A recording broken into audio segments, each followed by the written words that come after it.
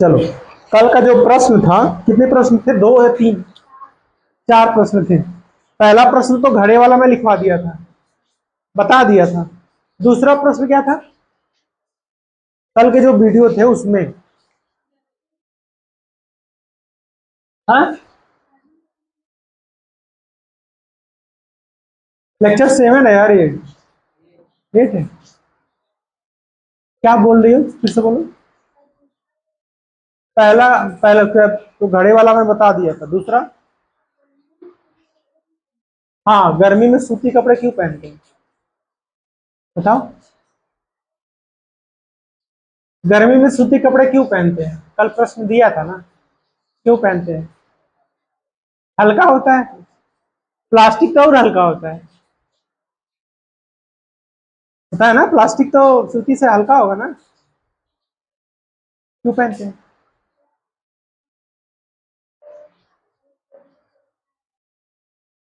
पसीना सोखता है, राइट। और कुछ?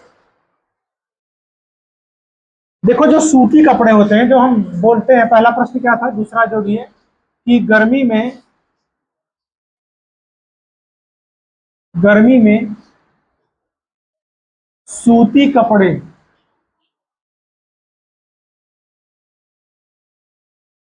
क्यों पहनते हैं, पहनते? इसका कारण क्या है कि पहले तो सूती कपड़े क्या है, जल्दी पसीना सोखता है, पसीना सोख लेते हैं। दूसरी चीज क्या है कि जो सूती कपड़े हैं, मान लो कि ये सूती कपड़ा, इस तरह से उसके रेसे होते हैं, इसके बीच में छोटे छोटे क्या होते हैं, खाली स्थान होते हैं, गैप होते हैं ना। लेकिन टेरिकॉट का जो कपड़ा होता है, नायलॉन प्लास्टिक जैसा, उसके अंदर ये गैप बहुत कम पाया जाता है। पहली बात तो गैप गैप कम पाया जाएगा। दूसरा क्या है कि वो पसीना को सोखेगा नहीं। तो इस तरह से उनके बीच में क्या है, सूती कपड़ों और रेसे के बीच में क्या होता है, रेसे के बीच में छोटे छोटे छिद्र होते हैं।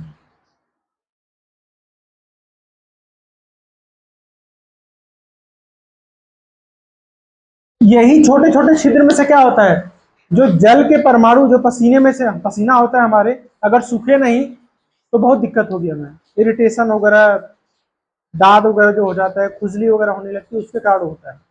तो अगर सूती कपड़े पहनते हैं तो रेसे के बीच में क्या होता है, खाली स्थान। एक तो सूती कपड़े से पसीना जो है, जो स्वीट, क्या बोलते हैं जी पसीना को, स्वीट, SWEAT होता है ना, स्वेट, स्वेट, स्वेट, स्वेट। पसीना जो है उसको क्या करेगा, सूती कपड़ा सोख लेगा।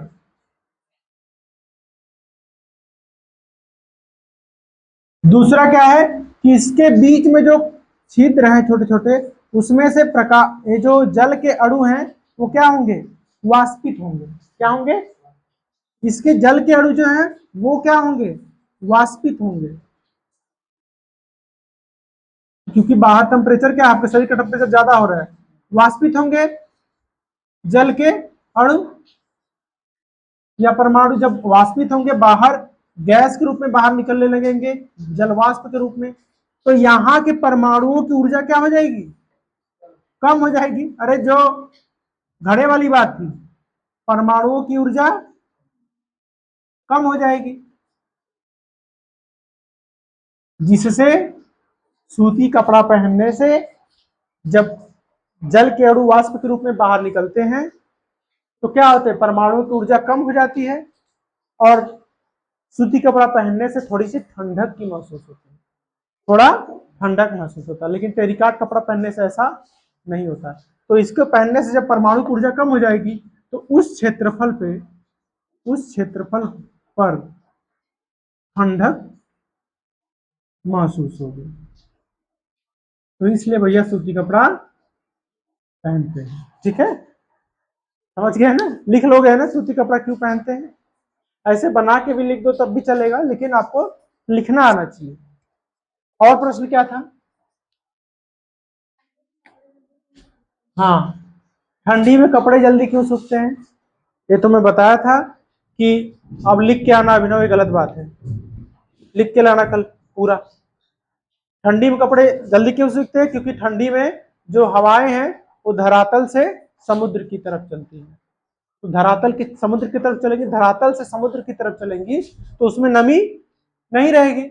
जब सूखी हुई वायु चलेगी तो अपने साथ जलवाष्प को लेकर समुद्र की तरफ चली जाएगी।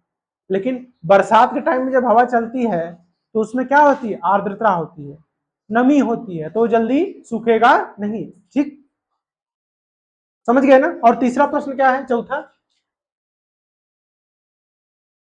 चौथा प्रश्न क्या है? हाँ, ये ग्लास था आपका। देखो बेटा, आप लोग, ये बहुत गलत आदत है कि आप लोग प्रश्न नहीं करके आए। ये ये वाला नहीं कर पाई। ये ग्लास है, मान लो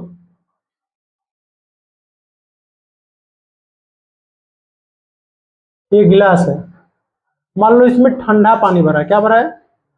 ठंडा पानी, गर्म नहीं, ठंडा।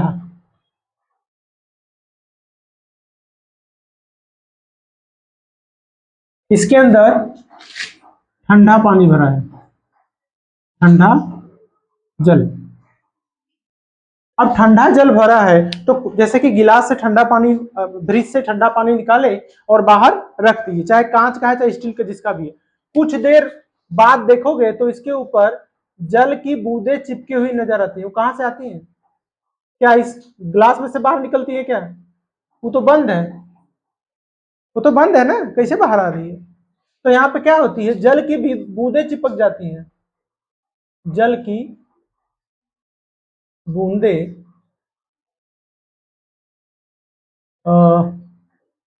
गिलास की दीवार पर क्या होंगी? चिपक जाएंगी। तो इसका कारण क्या है?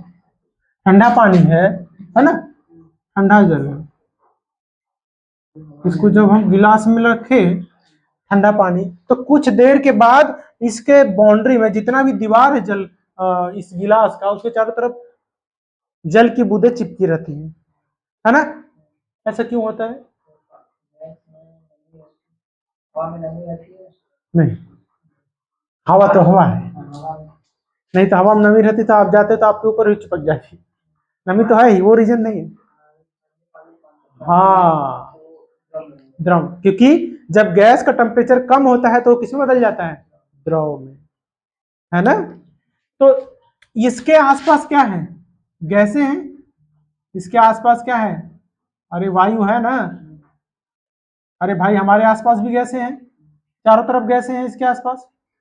तो जब ये इसकी दीवार के संपर्क में आएगा, ये जो गैस जब इसके दीवार के संपर्क में आएगा, ये यहाँ पे मैं बता रहा हूँ, गैस के अणु जब इसके संपर्क में आएंगे, मतलब कि ये गैस के अणु इतने दूर दूर थे, है ना? दूरी इनकी ज्यादा है। ये अभी गैस के परमाणु है। जब ये परमाणु ठंडे जल के संपर्क में आएंगे, ठंडे जल के, देखो बेटा मैं पूरा एकदम प्रोसेस बता रहा हूं, बस लिखवा नहीं रहा हूं, प्रोसेस बता रहा हूं कि आपके दिमाग में छप जाए कि ऐसा होता क्यों है। तो ठंडे जल के संपर्क में आएंगे, संपर्क में आने पर क्या होगा? ये जो गैस के परमाणु, ये गैस के परमाणु है ना, गैस के परमाणु जब ठंडे जल के संपर्क में आएंगे तो क्या होगा? इनके परमाणुओं का ताप क्या हो जाएगा? ताप कम हो जाएगा। समझ रहे हो ना? क्योंकि इनकी ऊर्जा कौन ले लिया? इनकी ऊर्जा कौन ले लिया? ये ले लिया। ठंडा तापमान अपना बढ़ाने के लिए इनकी ऊर्जा ले ली। देखो क्या हुआ एक्चुअल में, गैस के परमाणु जब आए उनके पास ऊर्जा ज्यादा है, तो उनकी ऊर्जा कौन ले लेगा? द्रव ले लेगा। भैया तो इतनी ऊर्जा लेकर कहां जा रहे, मुझे दे दो, ले लेगा। तो उसकी ऊर्जा, गैस के परमाणु की तो ऊर्जा कम हो जाएगी। जब गैस के परमाणु की ऊर्जा कम हो जाएगी तो उनके बंधन की ऊर्जा क्या हो जाएगी? कम, ज्यादा नहीं, कम हो जाएगी ना। उनकी ऊर्जा कम हो जाएगी तो बंधन ऊर्जा ज्यादा हो जाएगी, राइट। उनके परमाणुओं की ऊर्जा कम हो जाएगी तो उनका जो रिपल्सन फोर्स ज्यादा था वो कम हो जाएगा। मतलब अब जब उनका टेम्परेचर जब कम होता है तो उनके परमाणुओं के बीच की दूरी घटती है ना।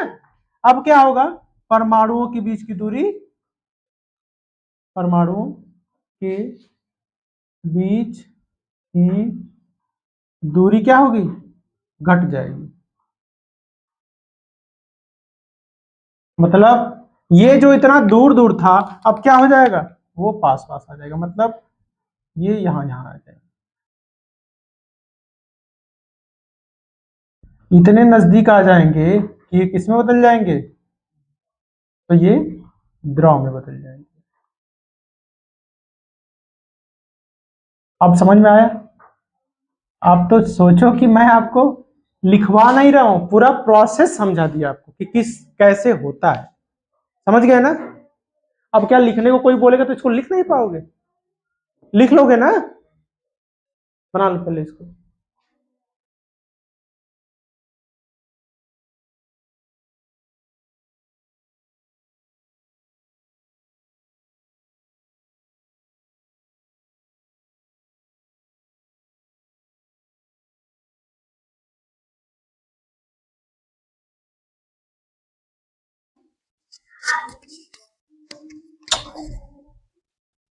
संघनन, अभी अभी क्या बताया मैं, वेपराइजेशन, क्या बताया था, वेपराइजेशन, वाष्पीकरण। जब जल वाष्प में बदलता है, जिस ताप पर बदलता है वो तो 0 पे भी बदलता है, 1 के पर भी, 2 पर भी, 3 पर भी। अगर क्वथनांक से नीचे वाष्प बन रहा है तो उसको क्या बोलेंगे, वाष्पीकरण। वाष्पीकरण होता है तो क्या बनता है, वाष्प बनता है। वही वाष्प इस रूप अभी बारिश के रूप में गिरा था। वाष्पीकरण और संघनन के बाद ही बारिश का प्रोसेस होता है। जैसे वाष्पीकरण अभी मैं क्या समझाया, मान लो कि कोई तालाब है, मान लो कोई तालाब है, इसमें पानी भरा हुआ है, ये थोड़ा सा पहाड़ पे है इसलिए ऐसे ऐसे है, ठीक है।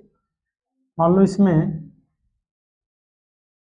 जल भरा हुआ है, नाव लग रहा है लेकिन है तालाब, ठीक है, गबा बना दिया, दूर तक बहुत बड़ा तालाब है, नाव अभी भी नाव लग रही है, ठीक है।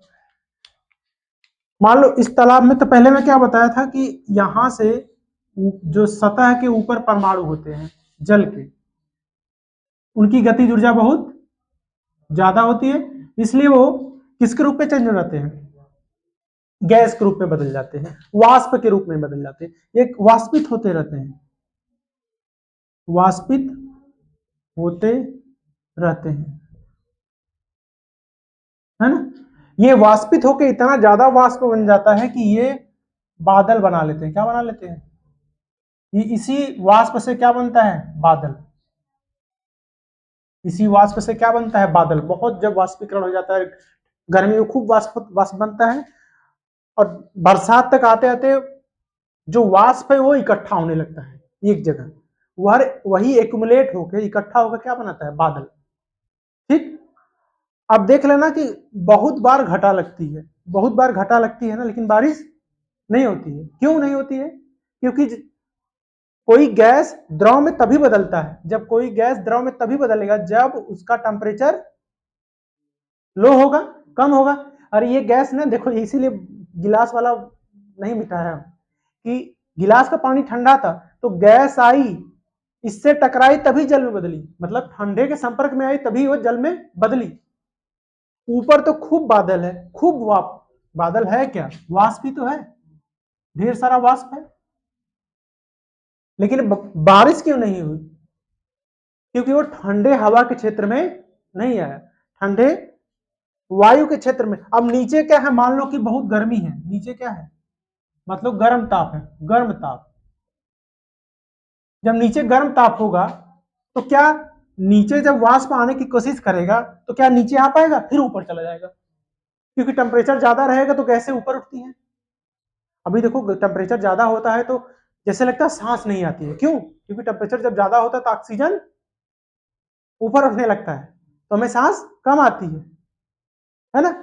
ले अब गर्म ताप है तो नीचे बारिश होगी ही नहीं, मतलब अगर ये बारिश के रूप में ये गैस अगर ज्यादा हो गया, भार बहुत ज्यादा हो गया, तो नीचे गिरना चाहेगा, गैस के रूप में ही नीचे भी आएगा। लेकिन जब देखेगा अरे बाप रे नीचे तो और गर्म टेम्परेचर है, तो फिर से क्या होगा, फिर से ऊपर चला जाएगा। अगर गर्म ताप है, तो अगर टेम्परेचर बढ़ेगा तो संघनन नहीं हो पाएगा, बारिश नहीं होगी। मतलब मैं क्या बोल रहा हूं, ताप ताप अगर ताप या टेम्परेचर अगर बढ़ेगा तो आपका संघनन जो कंडेंसेशन है, कंडेंसेशन का प्रोसेस घटेगा, मतलब बारिश नहीं हो पाएगी। यही हो रहा है, एल नीनो इफेक्ट यही हो रहा है कि वाष्प तो खूब आसमान में है, लेकिन नीचे टेम्परेचर ज्यादा है, इसलिए बारिश नहीं हो रही, नीचे आने की कोशिश कर रहा है वाष्प, फिर ऊपर चला जा रहा है, क्योंकि गर्मी में गैसें फैलती है ना, तो ये वापस चला जा रहा है। लेकिन जब यही ताप क्या होता है, यही टेम्परेचर जब कम होता है तो संघनन का प्रोसेस बहुत तेज होने लगता है। मतलब संघनन जब होने लगेगा तो वर्षा होने लगेगी,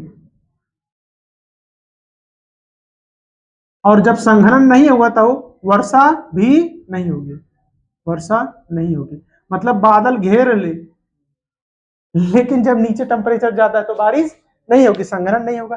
लेकिन जब टेम्परेचर कम हो, जैसे अभी टेम्परेचर कम है तो अभी वाष्प ऊपर है, तो वाष्प द्रव के रूप में बदलेगा तो बारिश होगी। तो मतलब अगर अभी बारिश नहीं हुई, देखो हो रही है हल्की फुल्की, जो वाष्प धीरे धीरे नीचे टेम्परेचर कम है तो गिर रहा है नीचे। पहले लोग बताते हैं कि 10-10 दिन तक लगातार बारिश होता था, 12-12 दिन, 10-10 दिन तक, क्योंकि नीचे टेम्परेचर तब कम था। अब तो टेम्परेचर अब यहाँ बारिश हुआ, अब देखो धूप हो जाएगा, फिर टेम्परेचर वही हो जाएगा, फिर बारिश बनने में टाइम लगेगा। ये तो इसलिए बरस रहे हैं क्योंकि बहुत ज्यादा भार हो जा रहा है, इस बादल का बहुत ज्यादा भार हो जा रहा है, तब बारिश हो रही है। तो संघनन क्या होता है बेटा, संघनन सिंपली प्रोसेस क्या है, संघनन का मतलब जब जल वाष्प किसमें बदलता है, द्रव में बदलता है। यही तो हो रहा है, बारिश कैसे हो रही है, जलवाष्प जो है, जो वेपर बना है गर्मी के रूप, पूरा गर्मी में जो वाष्प बना है वो बरसात में बारिश के रूप में, जल के रूप में बाहर नीचे गिर रहा है। ये फिर से बना दो क्या, ये बना लिए हो, बना लिए ना, ये बादल बादल बनाए ना, बिजली मत चमकाना अभी, ठीक है,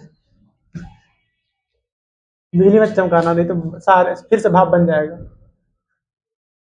देखो अब यही जैसे टेम्परेचर जब ज्यादा था तो वाष्प फिर से ऊपर चला गया, मान लो यही बादल है, इसमें जलवाष्प खूब भरा हुआ है, इस बार क्या हुआ, नीचे जो ताप है, नीचे का ताप कम हो गया। जब नीचे का ताप क्या हो जाएगा, मतलब धरती का जो ताप है वो कम हो गया, ऊपर ताप क्या है, जलवाष्प का ज्यादा है, तो वो फिर कहां करेगा, वो फिर नीचे चलना स्टार्ट हो जाएगा। नीचे का ताप कम है जब धरती का, तो वे जलवाष्प है, वो वाष्प से बारिश के रूप में, वर्षा के रूप में, वर्षा के रूप में जल में बदल जाएगा।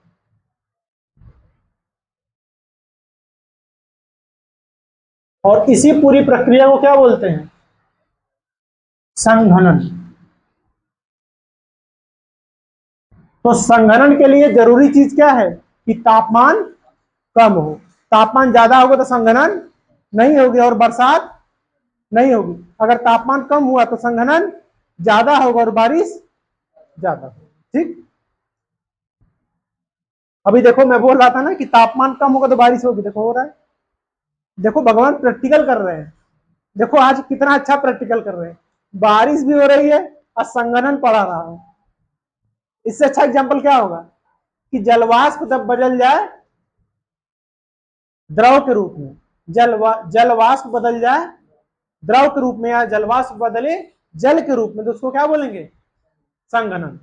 वर्षा उसका एग्जाम्पल है। जैसे कुकर में कोई चीज बनाते हैं, जैसे चावल ही बना रहे हो तो उसके ढक्कन पे बहुत सारा भाप लग जाता है, जब टेम्परेचर कम होता है तो वही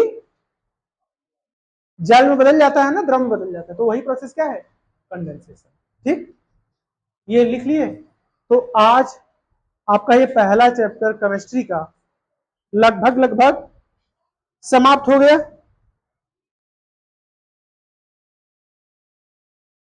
लेकिन इसकी परिभाषा प्योर जो है, तो आप परिभाषा लिखाने की जरूरत है क्या?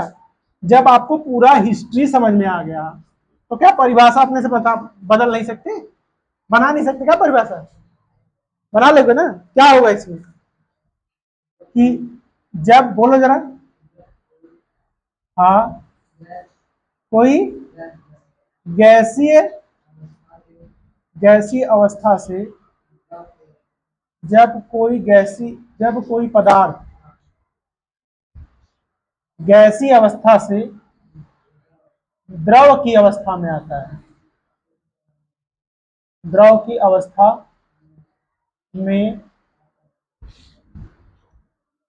आता है, तो उसे संघनन कहते हैं, है ना। जैसे एग्जाम्पल,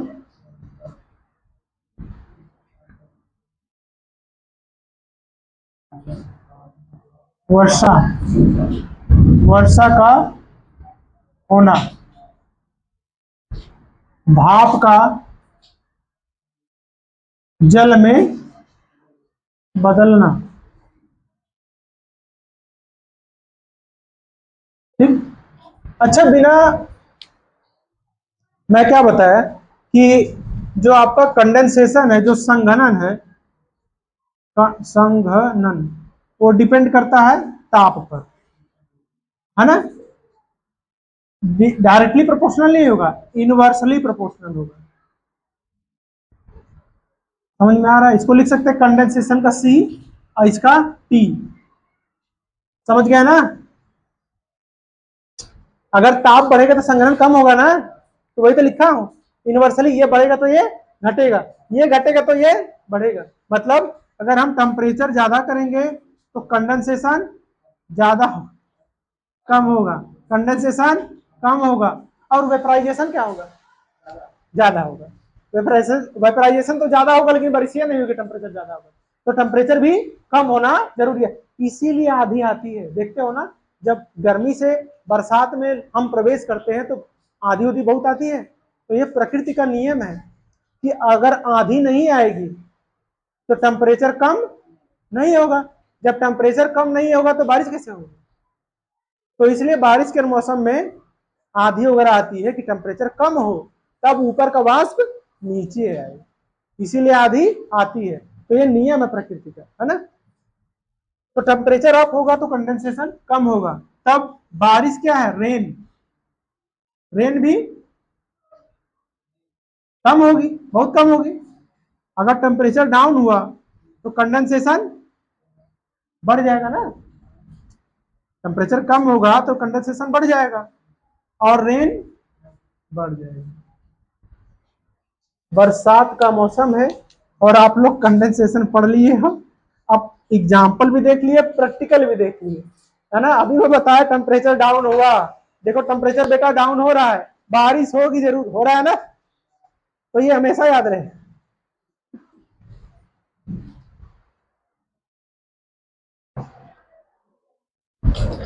आप कोई पूछेगा कि संघनन किन किन चीजों पर डिपेंड करता है, क्या बताओगे? तापमान के ऊपर, तापमान के ऊपर, और पहला तो तापमान के ऊपर डिपेंड करेगा, दूसरा ये कंडेंसेशन डिपेंड करेगा वेपराइजेशन के ऊपर। मतलब ये जो संघनन है डिपेंड करेगा कि कितना वाष्प बना है, वाष्प की मात्रा। जैसे बादल आ गया छिछली गए एक गिलास, तो क्या बारिश एक बाल्टी होगी?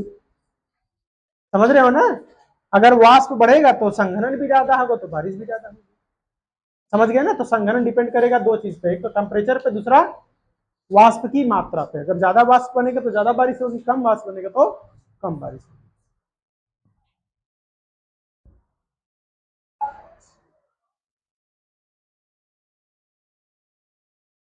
दो कण के बारे में थोड़ा सा आप लोग जान लो।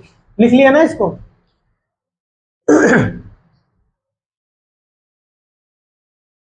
एक सर थे जो ये सवाल मेरे से पूछे थे, मैं आप लोग को कल बताया भी था, है ना, कि 5 अवस्थाएं पाई जाती है कि 4? तो 3 तो मैं बताया था, ठोस, द्रव और गैस। तो चौथी अवस्था में लिख लो प्लाज्मा। प्लाज्मा कैसे लिखते हैं जी? प्लाज्मा। चौथा तत्व तो क्या है? चौथा अवस्था प्लाज्मा है। 5वां बोस आइंस्टीन कण। इसका खोज कौन किया था? बोस आइंस्टीन कण का जगदीश चंद्र, क्या नाम था यार? देखो बार बार जगदीश चंद्र बोस का नाम याद आ रहा है। सत्येंद्र नाथ बोस। सत्येंद्र नाथ बोस अपने इंडिया के साइंटिस्ट हैं, इसलिए नाम याद रखना।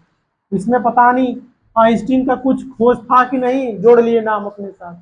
भाई बड़े लोग हैं, नाम जोड़ लीजिए।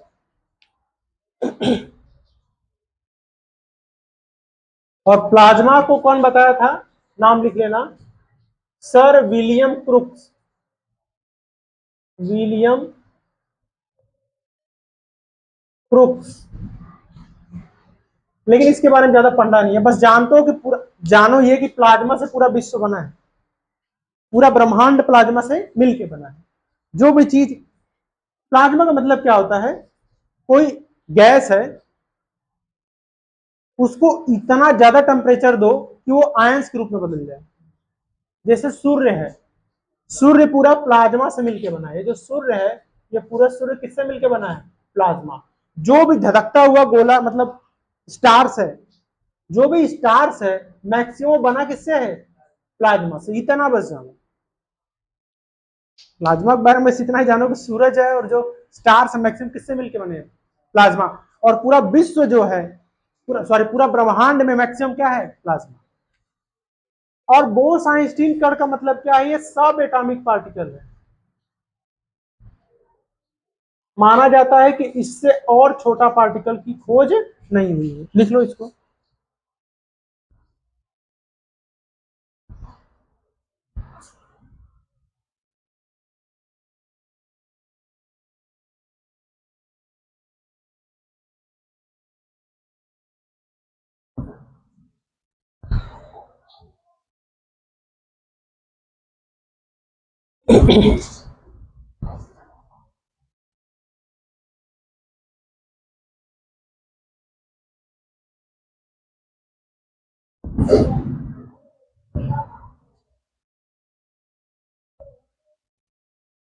चलो इसके बारे में बहुत ज्यादा और जानने की जरूरत नहीं है, बस सब एटॉमिक पार्टिकल मतलब इससे छोटा पार्टिकल नहीं है। इसमें भी 2-3 पार्टिकल होते हैं, आप लोग जानते होंगे। कण में अति सूक्ष्म कण जो है उसमें है आपका बोसान। इसमें इसके अंदर कण पाया जाता है जिसको बोलते हैं बोसान। चलो कोई बात नहीं, इसको हम ज्यादा नहीं पढ़ते क्योंकि ये हमारे कोर्स में, बस इतना जानो प्लाज्मा है जो सूर्य और स्टार उससे बना है। ब्रह्मांड में मैक्सिमम चीजें यूज है। बोस आइंस्टीन कण ये बस ना क्या है, प्रोजेक्ट की चीजें है, रिसर्च की। जो साइंटिस्ट वगैरह होते हैं ना उनके लिए है, ये हमारे लिए नहीं है। हमारे चैप्टर्स में भी नहीं है, बस थोड़ा सा तो मैं बता दिया कि प्लाज्मा सूर्य और स्टार है। और बोस आइंस्टीन कण सबसे छोटा कण, आज तक ज्ञात सबसे छोटे कणों में से सबसे छोटा कण क्या है?